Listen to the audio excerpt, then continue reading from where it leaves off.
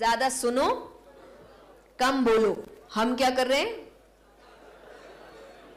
पता सबको है, कोई ठीक नहीं कर रहा,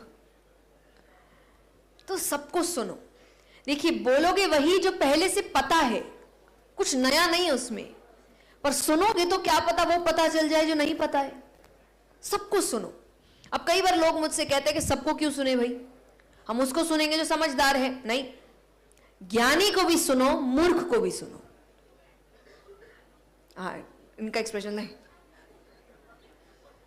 लेट मी कंप्लीट। ज्ञानी को भी सुनो, मूर्ख को भी सुनो। क्यों? ज्ञानी को सुनने से पता चलता है क्या करना चाहिए, और मूर्ख को सुनने से पता चलता है क्या नहीं करना चाहिए। यह भी पता होना चाहिए ना। तो जैसा मैंने कहा, क्या करना है ना पता हो चलेगा, पर क्या नहीं करना है ज्यादा होना चाहिए पता। सेकंड क्या है? चिंतन। अब चिंतन का मतलब होता है, क्योंकि because I am a spiritual speaker, I talk about my scripture. Sanatan Dharma, Sanatan धर्म कभी भी अंधविश्वास नहीं सिखाता, कभी नहीं सिखाता। जो सिखा रहा है वो सनातन धर्म नहीं सिखा रहा आपको। सनातन धर्म अंधविश्वास नहीं सिखाता। सबसे बड़ा रीजन तो एक है उसका कि आपके सारे स्क्रिप्चर्स, मैक्सिमम स्क्रिप्चर्स स्टार्ट ही क्वेश्चन से हो रहे हैं। क्वेश्चन का मतलब क्या होता है? वाह, इतनी हिंदी तो आपको मेरी अच्छी समझ आई गई होगी। जिज्ञासा।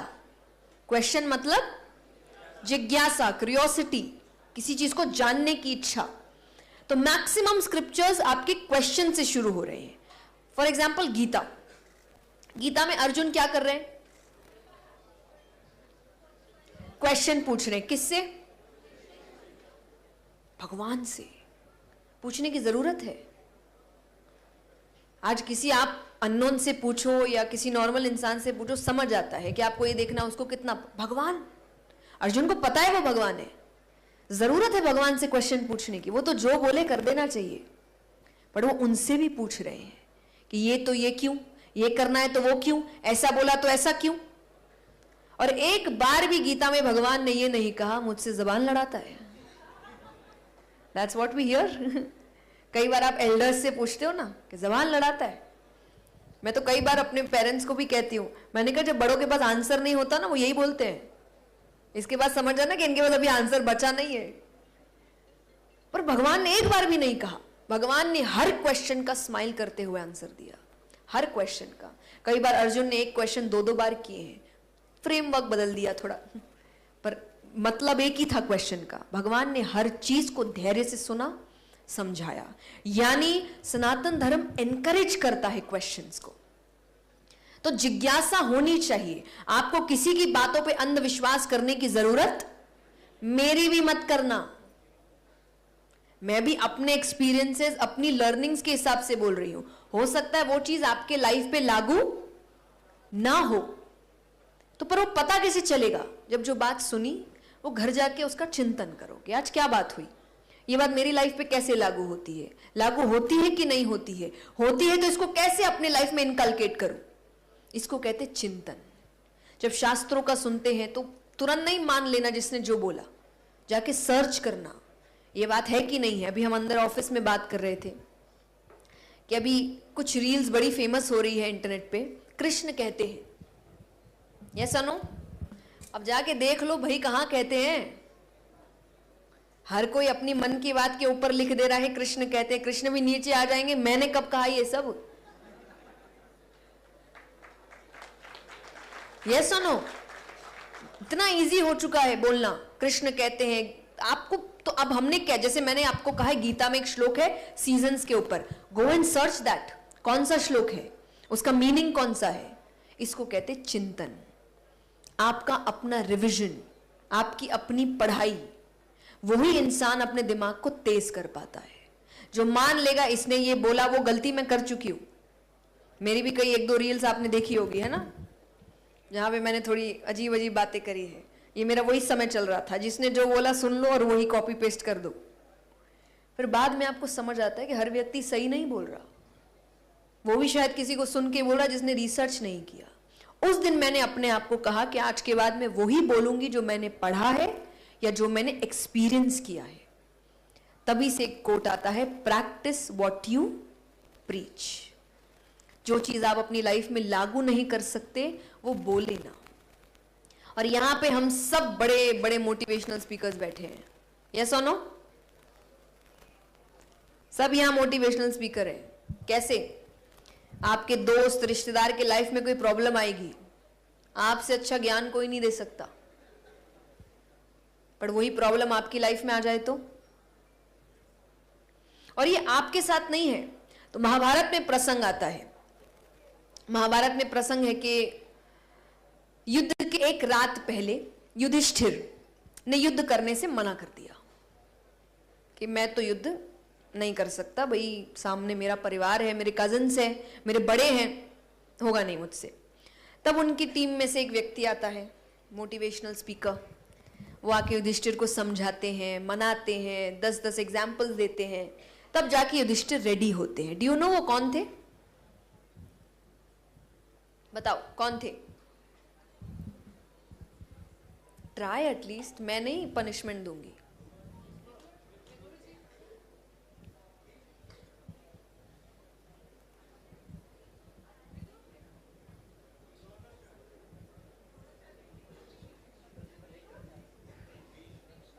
नो, मैं बताऊं?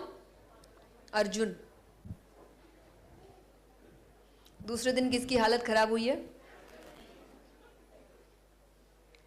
ये हम है। जब किसी और के लाइफ में प्रॉब्लम आती है, हम बहुत अच्छे से समझाते हैं, आप ये करो, वो करो, ऐसा करो। वही प्रॉब्लम जब अपनी लाइफ में आती है तो हमें समझ नहीं। सेम प्रॉब्लम आई अर्जुन को, दूसरे दिन वो भी तो यही कह रहे थे, मेरा परिवार है, परिवार से जीत के क्या करूंगा? तो आपको समझना, जो बात आप कर रहे हो वो आप अपनी लाइफ में लागू करते हो कि भी नहीं। कि बातें करना बहुत आसान है, उसको लाइफ में इनकलकेट करना उससे कहीं ज्यादा डिफिकल्ट है।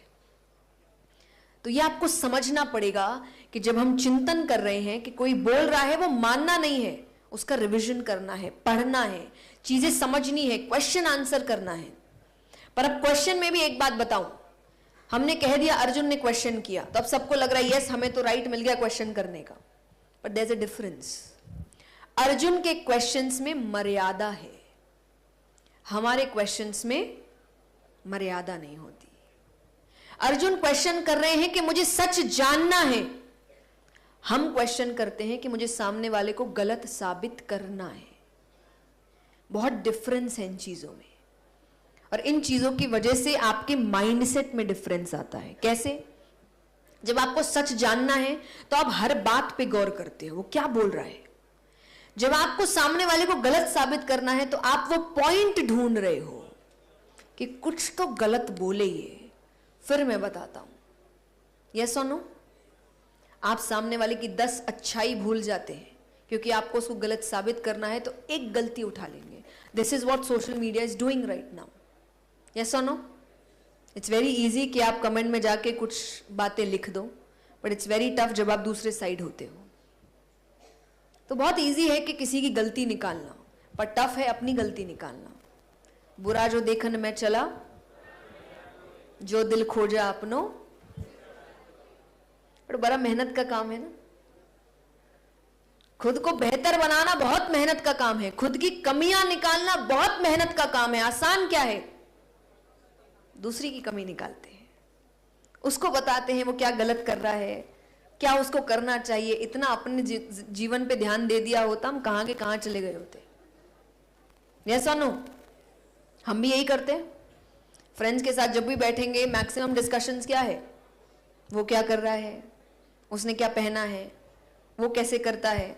और आप अपनों को छोड़िए, मुझे ऐसा लगता है हम टिप्पणी करने में तो ऐसे ऐसे व्यक्तियों को नहीं छोड़ते। फॉर एग्जाम्पल, यहां कितने हैं जो क्रिकेट के शौकीन हैं? Okay, very nice. पर मेजरली जितने पुरुषों ने हाथ उठाया है, ये बात उनके लिए इंप्लाई होती है कि आप कभी इनको क्रिकेट देखते हुए देखिए।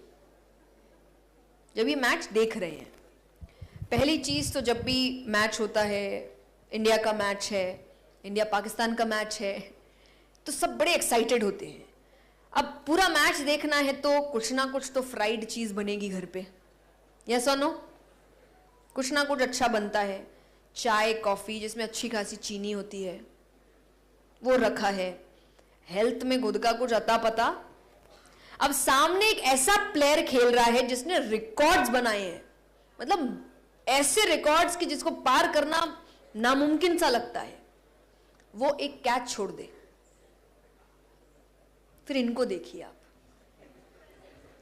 इतने अग्रेसिव हो, अरे ऐसे नहीं, ऐसे वहां से पकड़ना था, ऐसे करे। आप जाइए ना, अरे जिस पर टिप्पणी कर रहे हो उसने जीवन में जो हासिल किया है उसका 1% हमने हासिल नहीं किया है, हम उस पर टिप्पणी कर रहे हैं। ये हम करते हैं। इसकी जगह उतनी मेहनत खुद की जिंदगी पर कर लेंगे तो शायद उस जगह पहुंच जाएंगे। तो सबसे मेजर चीज है, पहले तो टिप्पणियां करना बंद करिए, दूसरों पर अपने ओपिनियंस रखना बंद करिए, क्योंकि आपको उनकी लाइफ के बारे में कुछ पता नहीं है। तो चिंतन करना है। थर्ड क्या है? मनन। अब चिंतन कर लिया, सुन लिया, समझ लिया, सही है गलत ये है, पर अब जो सही है उसको उतारना भी तो पड़ेगा ना।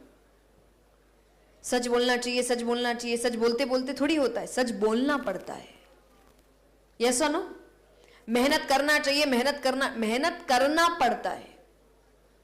आप कुछ भी पढ़ के जाते हो, उसको कितना भी पढ़ लो, फॉर एग्जाम्पल कोई सम है, उसको कैसे सॉल्व करना है आपको उसका फॉर्मूला पता है। अब आप फॉर्मूला बोलते जा रहे हो, बोलते जा रहे हो, बोलते जा रहे हो, सॉल्व हो जाएगा क्या?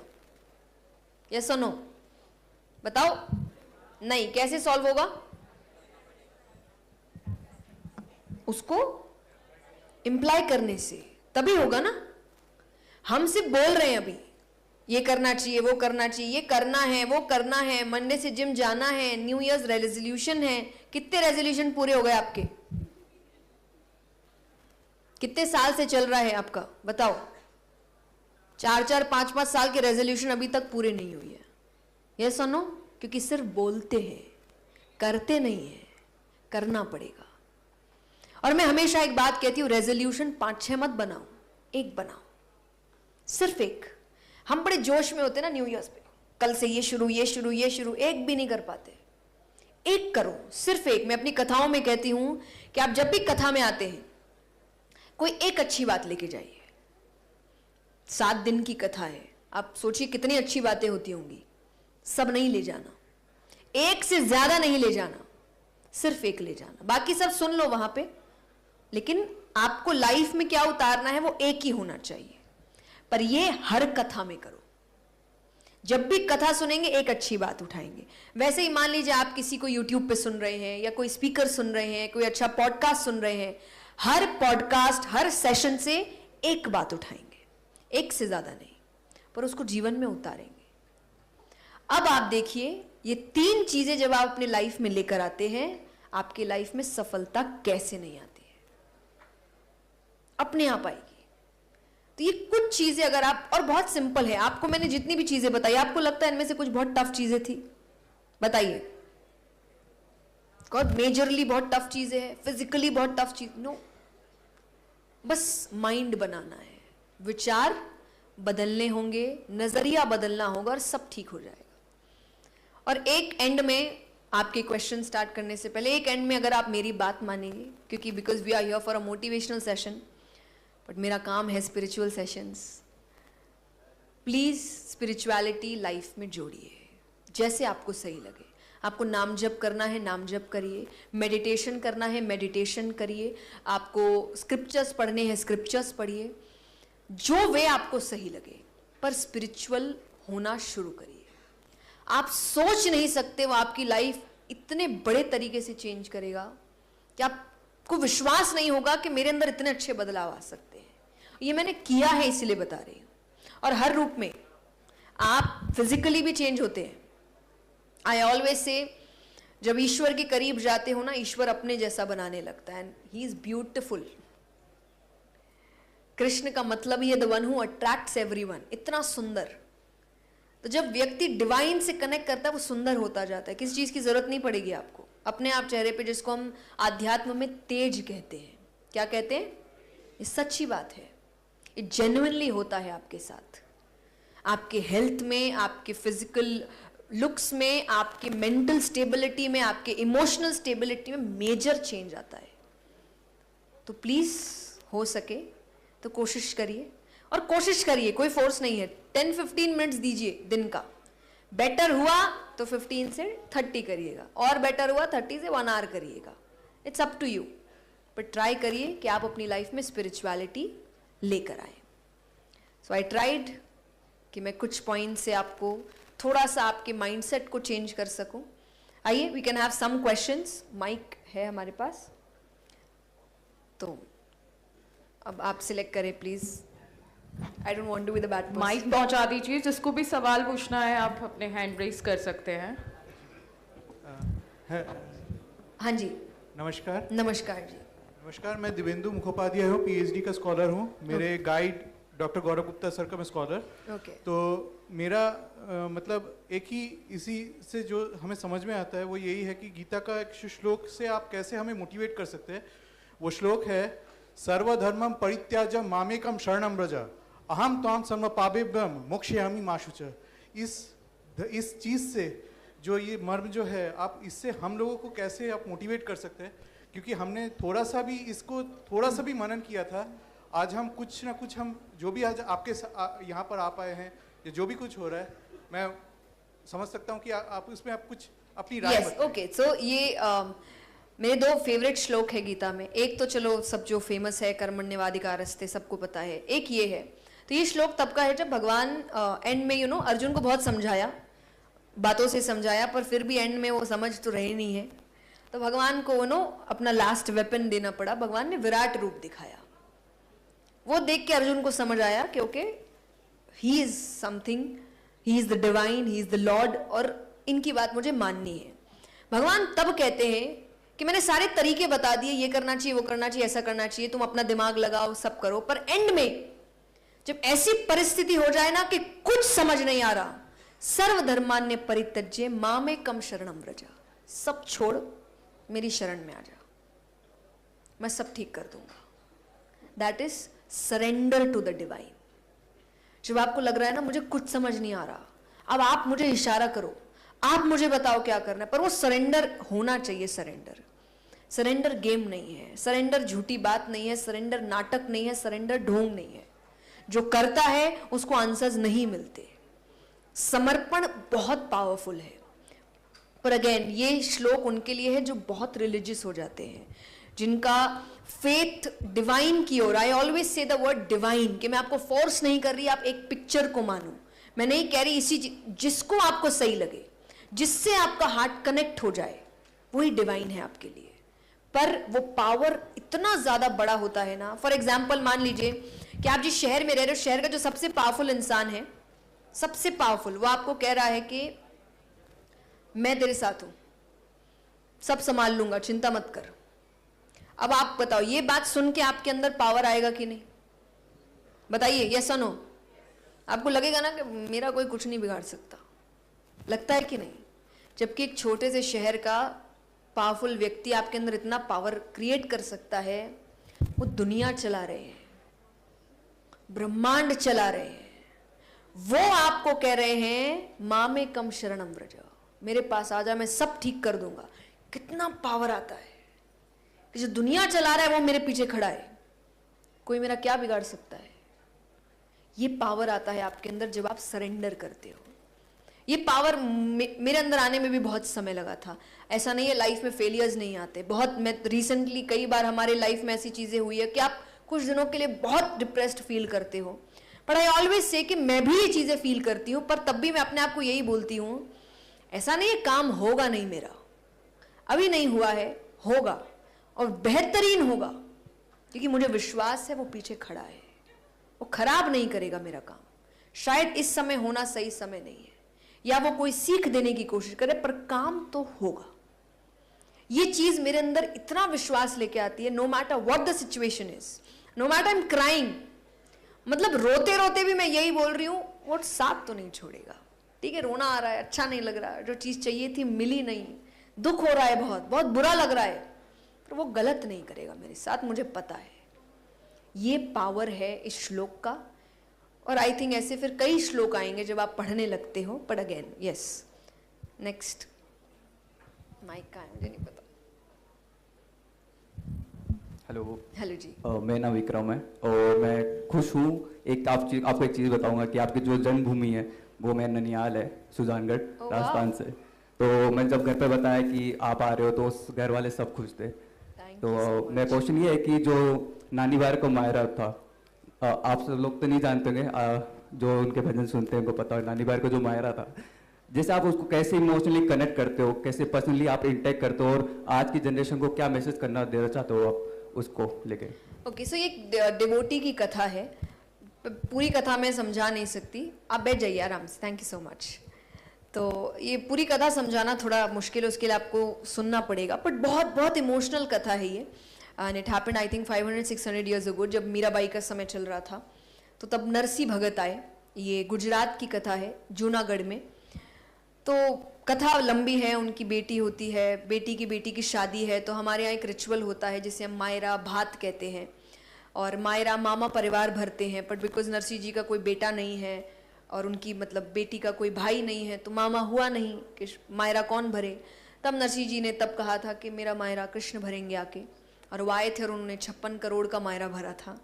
तो ये पूरी कहानी है। पर अब इसमें मायरा भरने से पहले नरसी जी के साथ बहुत बुरा हो रहा है, मतलब बड़ी परीक्षाएं ली जा रही है, उनको बड़ा तंग किया गया है। और ऐसी परिस्थिति आई है जब बेटी ने मतलब कह दिया कि आप तो हो नहीं हो मेरे लिए एक बराबर है, और पता नहीं शायद पास्ट लाइफ में मैंने बहुत बड़े पाप किए थे कि आपके जैसा पिता मिला है मुझे।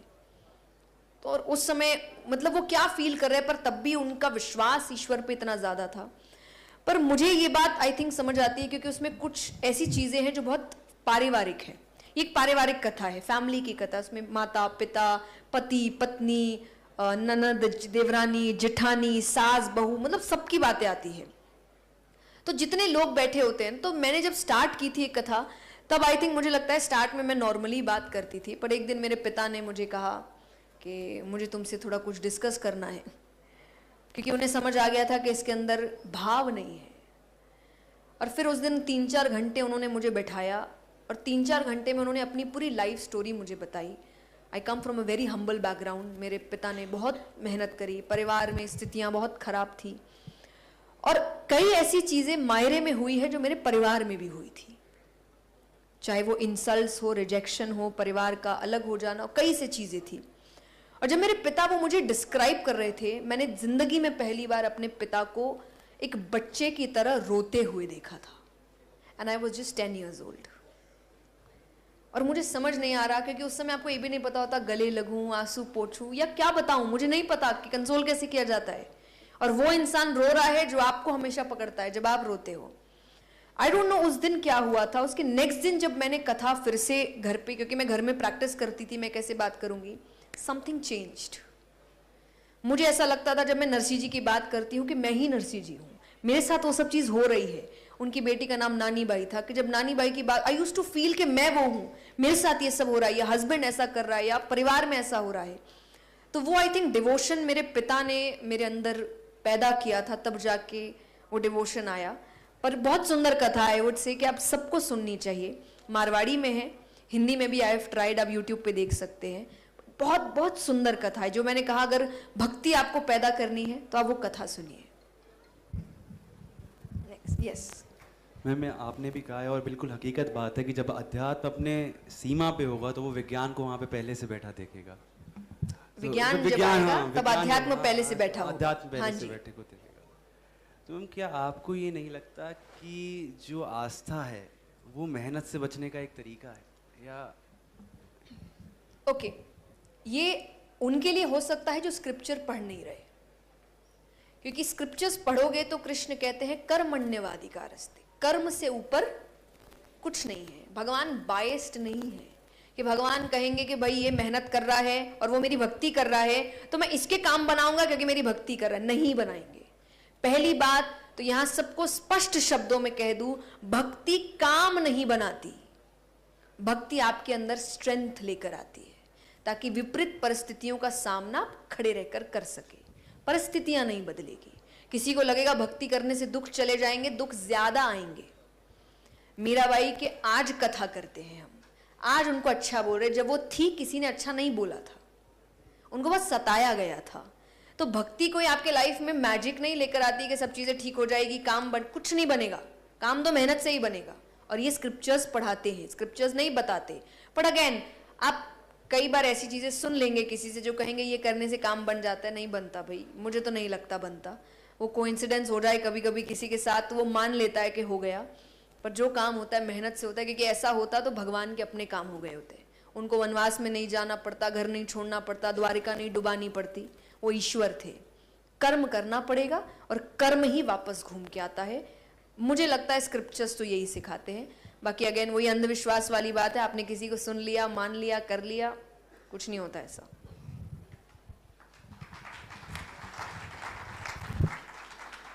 Please let me know the time, है ना, when should I and it, ताकि आप अगली बार बुलाएं। ऐसे सबका नहीं आंसर करूंगी मैं, अभी कर दूंगी तो आप अगली बार नहीं बुलाएंगे मुझे। Hello, thank you ma'am for gracing us with your presence. Most welcome. My question is कि हमारे पास कितनी फ्री विल होती है, या फिर हमारी डेस्टिनी, फेट और प्लैनेट्स डिसाइड करते हैं कि अब हम फ्री विल एक्सरसाइज कर पाएंगे?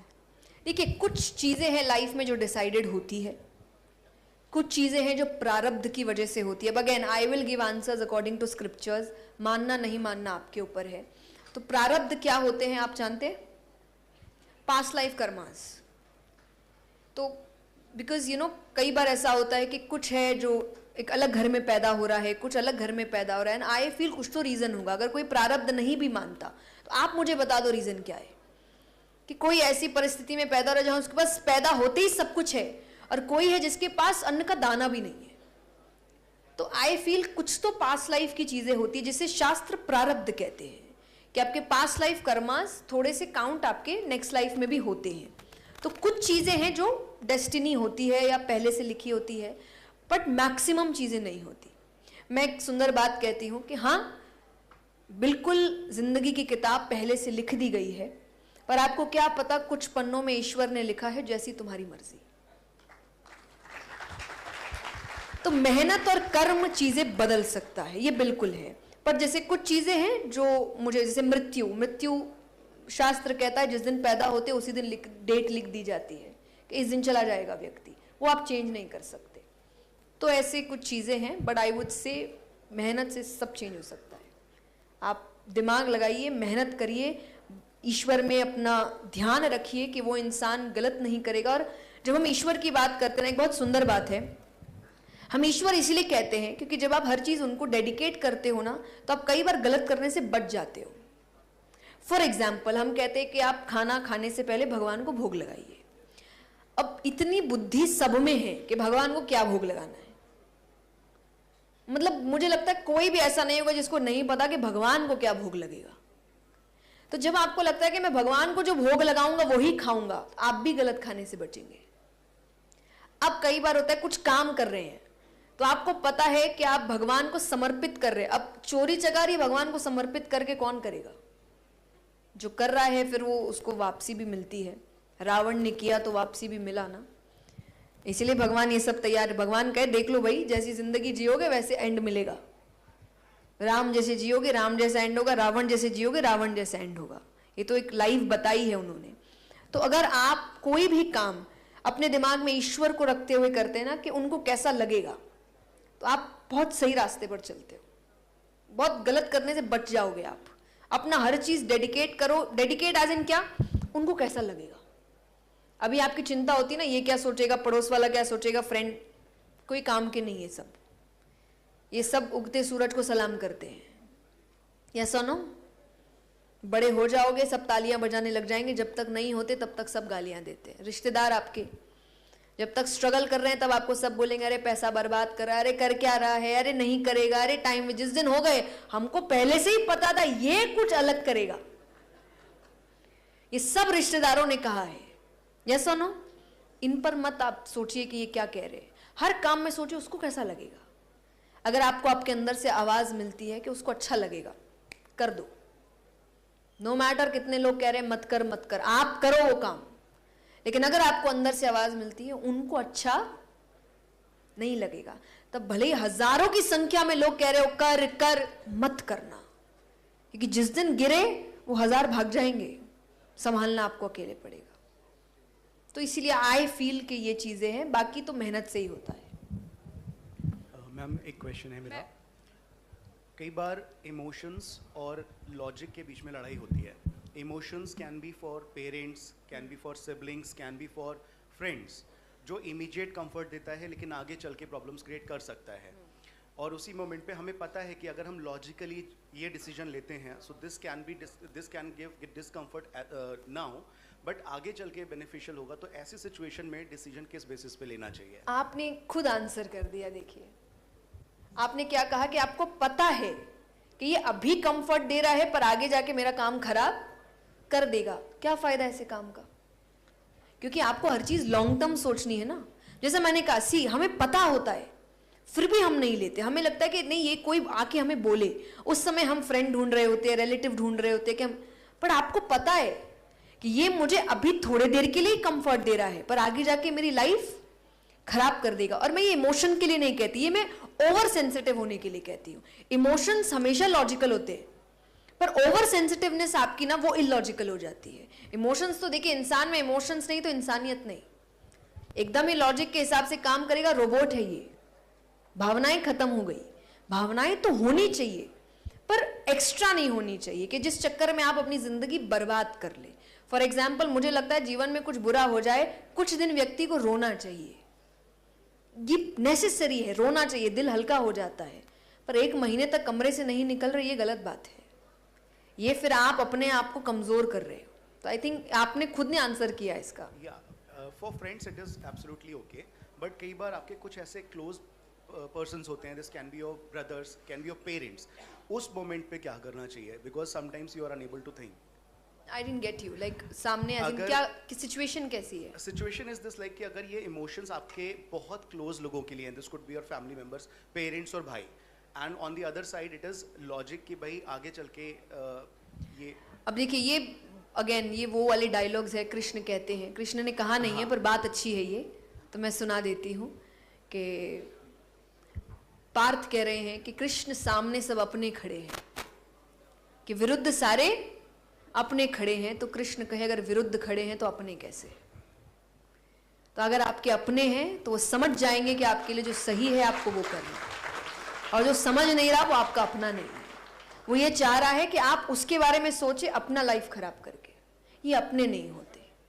तो उस समय आई थिंक मुझे लगता है एक टेम्पररी टाइम के लिए आप उनको नाराज भी कर दे तो चलेगा, क्योंकि एक टाइम बाद वो समझ जाएंगे। जैसे कई बार मुझे बच्चे कहते हैं कि हमने ये करियर पेरेंट्स की वजह से चुना, हमें करना ये नहीं था, करना तो कुछ और था, पेरेंट्स ने करने नहीं दिया। मैं बच्चों से हमेशा कहती हूँ, हो ही नहीं सकता माँ बाप ने करने नहीं दिया, क्योंकि माँ बाप बहुत चीजों के लिए मना करते हैं। आप सब नहीं करते क्या? जब यहाँ कई यहाँ बच्चे होंगे जो बाहर से पढ़ रहे हैं, या सुनो, जब यहाँ आए होंगे माँ बाप बहुत कुछ समझाए होंगे क्या क्या नहीं करना बेटा, नहीं किया? Such big lawyers. हाँ, किया ना? तो जब हमें करना होता है ना, हम करते हैं। जब मन में एकदम इच्छा होती है ना कि ये चीज करनी है, रास्ते खुद ढूंढते हैं। जिसको नहीं करना ना, वो बहाने ढूंढता है कि ब्लेम इस पे डाल दूंगा, बाद में रीजन इसको बना दूंगा। नहीं, जिसको करना है वो करेगा, वो 1000 तरीके ढूंढेगा। वो कई बार माँ बाप को टेम्पररी के लिए नाराज कर देगा, क्योंकि एंड ऑफ द डे माँ बाप आपका भला ही चाहते हैं। कई करियर चॉइसेस वो समझ नहीं पाते क्योंकि उनके टाइम था नहीं ना, तो उनको समझ नहीं है, पता नहीं सक्सेस मिलेगा। जिस दिन सक्सेसफुल हो जाओगे उनको लगेगा सही है, क्योंकि आपके पैसे उनको नहीं चाहिए। उनको लग रहा है मेरे मरने के बाद इसका क्या होगा, तो मैं इसको पैरों पे खड़ा कर दूं। तो वो उनके हिसाब से जो चीजें एकदम सेफ होती है वो आपको बोलती है ये कर लो। उनको लगता है बस भाई ठीक हो जाए, मैं मरने से पहले देख लूं कि ये मेरे बिना जीवन निकाल लेगा। तो जब आपको पता है कि आपकी चॉइस सही है, थोड़े टाइम के लिए नाराज करके भी कर दो, क्योंकि जब सही कर रहे हो ना, एक टाइम बाद उनको दिख जाएगा कि सही कर रहा है, गलत नहीं कर रहा। तो इसीलिए जिसको करना होता है वो कर लेता है। And I am very sorry, मैं भूल ही गई क्वेश्चन क्या था। खम्मा गणी ma'am. When age hits you. Ma'am, हाँ जी, come my again. question is, Sorry. एक second, I think he held the mic first. Next आपके पास पक्का है, वेरी सॉरी। मैम मेरी तो कोई सवाल नहीं है आपसे, अरे। बस आपसे एक गुजारिश है। काफ़ी टाइम से हम लोग फ़ोन पे सर्च करते आए हैं, कभी सामने से नहीं सुना है, काली कमली वाला हम लोगों को सुनना है आपसे। Please ma'am. जाने से पहले आई विल सिंग इट। आइए आपका question. Thank you, ma'am. Thank you. Ma'am कभी कभी हमें पता होता है कि हमने एफर्ट्स किए, हम ऑल द टाइम वो ही काम कर रहे हैं, हम डेडिकेटेड भी हैं, मगर हमारे सेल्फ डाउट्स ख़त्म नहीं होते हैं। Like all the time I come here, I do study all the time, but today I am having the self doubt that I will be able to perform well और not, या मेरे जो questions आएंगे क्या मैं सारे solve कर पाऊंगी या नहीं कर पाऊंगी। मैम सेल्फ डाउट नहीं जाते हैं, हम खुद पे क्वेश्चन करते हैं। हम इवन मैं किसी अदर पर्सन के पास जाके ये क्वेश्चन करूँ, will I be able to perform well tomorrow, they will say या you will do it, you did it, we are very hard working, but ma'am self doubt that I don't have faith on my self. Okay, so इसका आप एक exercise कर सकते हैं, इसमें बहुत अच्छा है। ये कब होता है ना, जनरली हम अपनी लाइफ में ये सोचते हैं कि बहुत बड़े बड़े चेंजेस लेके आएंगे तो हम सक्सेसफुल हो जाएंगे, बट एक्चुअली बहुत स्मॉल चेंजेस ये चीज़ें लेकर आती है। तो हम अपनी लाइफ में कई बार खुद से बहुत सारे प्रोमिसेस करते हैं, और बहुत स्मॉल प्रोमिसेस। फॉर एग्जांपल, किसी दिन आप सुबह उठ के बोल रहे यार आज कमरा साफ करता हूँ। अब शुरू तो करते हो, किसी का फ़ोन आ गया, किसी ने बुला लिया, चले गए, आपने वो चीज़ इग्नोर कर दी। अब ये चीज़ें आपको लगती है इससे क्या फ़र्क पड़ता है? इससे आपके सबकॉन्शियस माइंड को फ़र्क पड़ता है। और ये मैं बहुत सच्ची बात बता रही हूँ, मैंने इन चीज़ों पे कई बार कई साइकोलॉजिस्ट से बात की है, वो मुझे कह रहे कि ये एक्चुअली ये चीज़ें होती है। तो सबकॉन्शियस माइंड को समझ आ रहा है कि आप जो खुद को बोलते हो वो कंप्लीट नहीं करते, वो काम आपसे होता नहीं है। फिर जब बड़ी चीज़ें जब आप बोलते हो, ये कि बड़ी है, पढ़ाई, एग्जाम्स, करियर, लाइफ, जब इनको लेकर आपको लगता है कि मैं काम करो, फिर भी अंदर से कहीं रहता है कि दिमाग कह रहा है कि पहले भी तो किया था, कुछ हुआ क्या? नहीं किया ना, ये भी नहीं कर पाएगा। तो ये सेल्फ डाउट है। जबकि आप कह रहे हैं आपने पढ़ा है, जो व्यक्ति पढ़ के जा रहा है वो कैसे बोल सकता है कि मुझे याद नहीं होगा? पर क्योंकि आपने पिछले कई ऐसे छोटे छोटे काम है जो बोला मैं करूंगा पर किया नहीं, तो अभी आपको लग रहा है सब कुछ करने के बाद भी मैं कर पाऊंगा कि नहीं, कंप्लीट हो पाएगा कि नहीं। तो अपनी लाइफ में जब आप छोटे छोटे प्रोमिसेस करते हैं उसको कंप्लीट करिए प्लीज। बेड ठीक करना है, भले उस दिन आप कुछ मत करो, पढ़ाई भी मत करो, कुछ भी मत करो, बेड ठीक करो अपना, क्योंकि आप खुद को छोटा छोटा कॉन्फिडेंस देते हैं कि मैं जो बोलता हूं वो मैं करता हूं, मैं उस काम को कंप्लीट करता हूं। काम को अधूरा मत छोड़िए, रिश्तों को अधूरा मत छोड़िए, बातों को अधूरा मत छोड़िए, क्योंकि सबकॉन्शियस माइंड को ट्रेन करता है कि इसको कोई काम पूरा करने की आदत नहीं है, ये कोई भी काम पूरा सफल तरीके से नहीं कर पाता। इसीलिए आप बड़े सिचुएशंस में खुद पे डाउट करने लगते हैं कि काम हो पाएगा कि नहीं। उस समय आपको नहीं याद आ रहा कि मैंने वो नहीं किया, सबकॉन्शियस माइंड आपको आंसर्स देता है, क्योंकि सबकॉन्शियस माइंड आपको सुनता है। आप जो कर रहे हो ना उसी के हिसाब से लॉजिक देता है। जब व्यक्ति कहता है कि भाई मेरे साथ बुरा हो रहा है, तो आप उस समय देखिए बुरा आपको एक चीज के लिए लग रहा है, बट आपको पास्ट की सारी बुरी बातें याद आएंगी। यस और नो? सबकॉन्शियस माइंड याद दिलाता है कि अच्छा ओके हम बुरी बात कर रहे हैं क्या, तो मैं याद दिलाता हूं बुरा ये हुआ था, ये हुआ था, ये हुआ था। That's how it works. तो आपको इसलिए समझना है कि आपको अगर कोई काम पूरा करना है तो छोटी छोटी चीजें पूरी करनी पड़ेगी, तब जाके आपके अंदर एक कॉन्फिडेंस आता है कि यस मैंने हर बार कंप्लीट किया है तो इस बार भी करके दिखाऊंगी। तो आई थिंक ये छोटा सा एक्सरसाइज आप करके देखिए, चेंज आता है तो बहुत अच्छी बात, नहीं आता है तो मे बी नेक्स्ट टाइम मैं कुछ और एक्सरसाइज लेके आऊंगी। I think hello, Radhe Radhe ma'am. Radhe Radhe. अब मेरा क्वेश्चन ये है कि जब हम लोग नाम जाप करते हैं तो बहुत बार ऐसा होता है कि 1 वीक तक चलो चल रहा है सब कुछ, फिर कुछ डाउनफॉल्स आते हैं, लाइक कुछ भी ऐसे, और टाइम नहीं मिल पाता तो फिर वो टूट जाता है। तो उस चीज़ को हमें कैसे हैंडल करना चाहिए? कोई बात नहीं, फिर वापस स्टार्ट कर लो। भगवान इतने स्ट्रिक्ट नहीं है, उनको कोई फर्क नहीं पड़ता।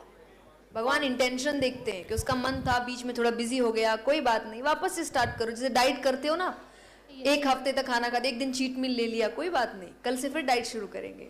बहुत चिल है भगवान, आप चिंता मत करो। Okay, thank you ma'am.